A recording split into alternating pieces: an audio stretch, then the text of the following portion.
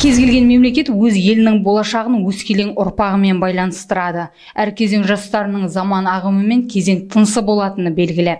21 ғасыр қазіргі жастарға бұйырған бақыт десек артық айтқанымыз емес. Себебі ата-бабаларымыз осынау тәуелсіздіктің күнін бақытты да баянды өмір кешу үшін қасық қаны қалғанша қырқысқан. Дегенмен қой үстіне бос торғай жұмыртқалаған осынау заманда жастардың арасында өзара жауыздыққа бару басылмай тұр.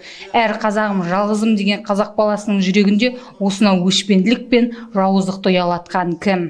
Әрине сұрақ көп, жауап жоқ. Сіз болып, біз болып бір жағадан бас, бір жеңнен қол шығарып, қоғамның дертіне айналған жастардың арасындағы топтық төбелеске нүкте қоюымыз керек. Баланың болашағының жарқын болып, келеңсіздіктерге ұрынбауы үшін тек құқық қорғау органдары мен мектеп басшылығы ғана емес, отбасының да рөлі маңызды болуы тиіс.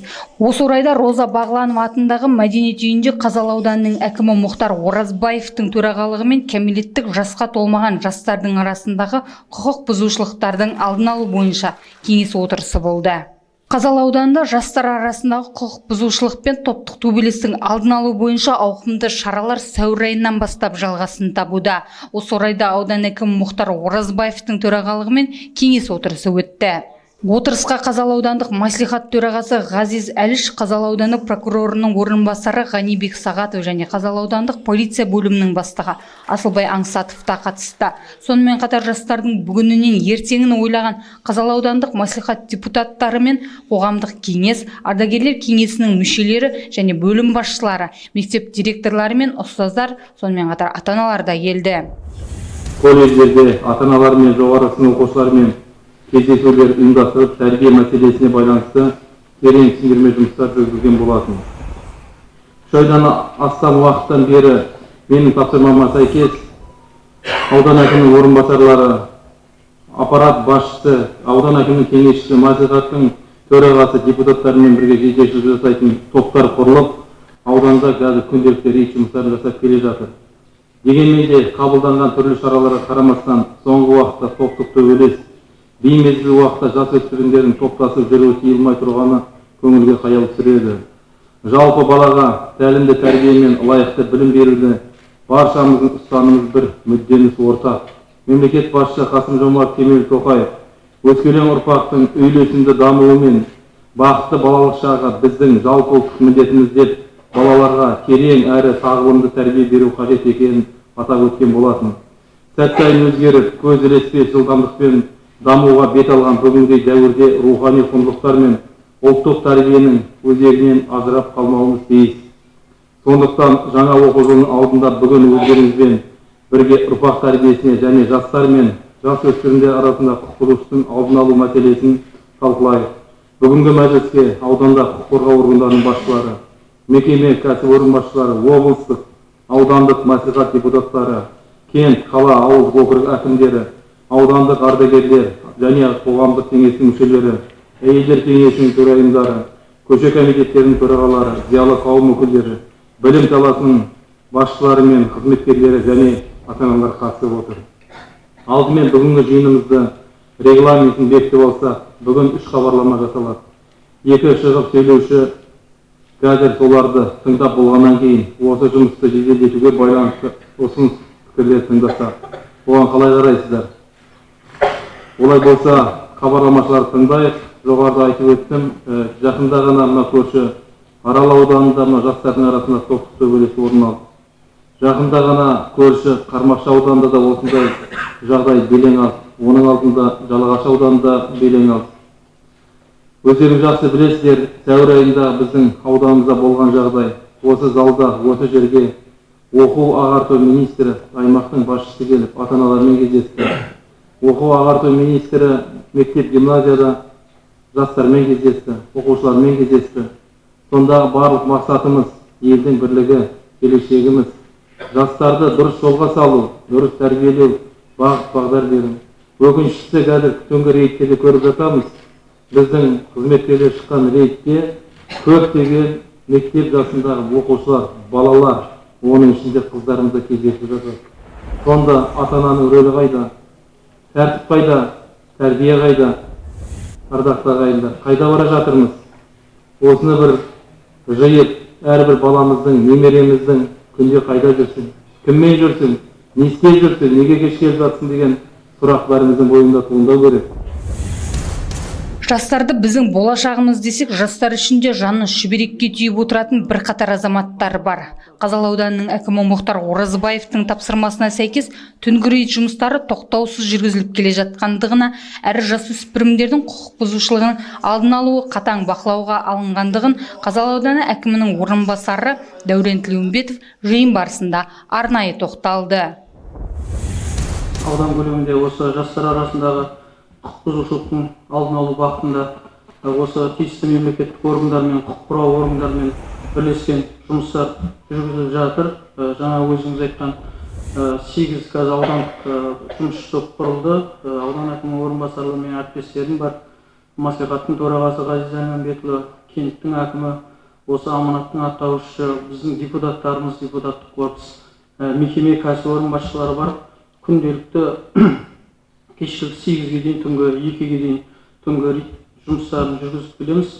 Бұдан нәтиже бар. Күнделікті түнде рейд жүрген кезде ата-аналарына звондап, оларды шақырып түсіндірме жүргізген кезде кейбір ата-аналар түсіністік танытып жатады, кейбір ата-аналар агрессивный түрлі әңгімелер айтып жатады біздің әріптестерімізге.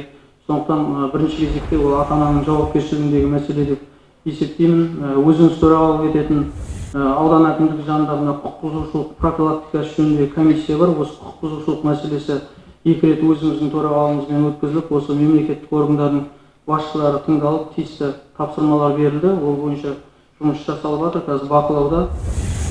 Жалпы құқық тәртібін бұзуға бейім балалар қайдан шығады? Жасырынатын жоқ, қоғамдық тәртіпті бұзған қылмыс жасаған, сөйтіп полиция бөлімдеріне есепте тұрған балалардың басым бөлігі жайсыз отбасылардан шығады. Ал енді бір тобы кейбір ата-аналардың бала тағдырына алаңдамауынан, олардың өз бетінше қалдырып, мектептен тыс уақыттарында немен айналысып жүргендерін қадағаламауынан пайда болады. Осыған байланысты жас ұрпаққа құқық тәрбие беру, жан-жақты тәрбиенің маңызды бір саласындағы жасөспірімдердің құқық тәрбиесі болып табылады. Қазақстан Республикасының әкімшілік құқық бұзушылық туралы кодексінің 65-ші бабының 1-ші бөлігіне сәйкес әкімшілік құқық бұзушылық жасаған кезде 16 жасқа толған азамат жауаптылықта болады. Мәселен, мектеп оқушыларының жасалған әкімшілік құқық бұзушылықтың басым көпшілігі заңды өкілдерінің ерік жүруі түнгі сағат 23:00-ден 23:00-ден кейін тұрғын жайдан тыс жерде жүру деректері болған. Биылғы жылы әкімшілік құқық бұзушылық туралы кодекстің 442-ші бабымен 219 ата-ана жауапкершілікке тартылған болады.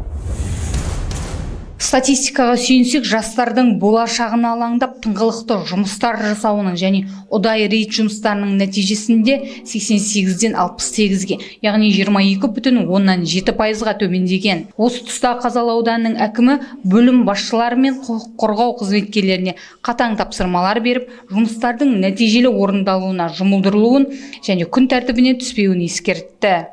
Одан кейін жиынға қатысушылар отбасындағы баланың тәрбиесіне аса назар аударылуы керектігі жайында ой бөлісті. Тәрбие тал бесіктен деген қағидат тегіннен тегін айтылмаған.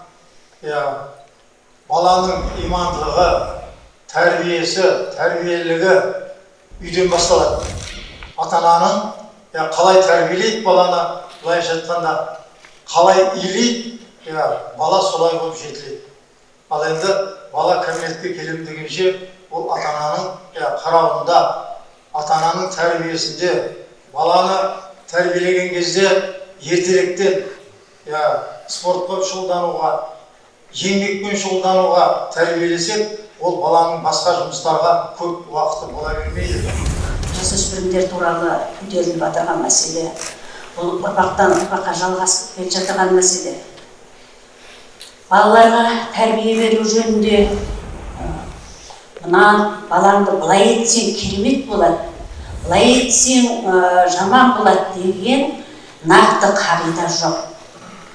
Әр ата-ана өз білгенінше, өзінің білім дәрежесі жеткенінше тәрбиелейді. Ең негізгі тәрбие отбасынан басталады деп жатырмыз. Мен айтар едім, осы кезге дейінгі 40 жылдық педагогтық тәжірибеммен айтар едім. Балаларға көбінесе ықпал ете отырып тәрбиелеген дұрыс. қазіргі балалар әсіресе психологиясы өте түсініксіз балалардың. Сондықтан айналамызға қарап, қоғамға қарап, бала тәрбиесіне аса назар аударса, олардың рухани дәрежесі жоғары болар деп ойлаймын.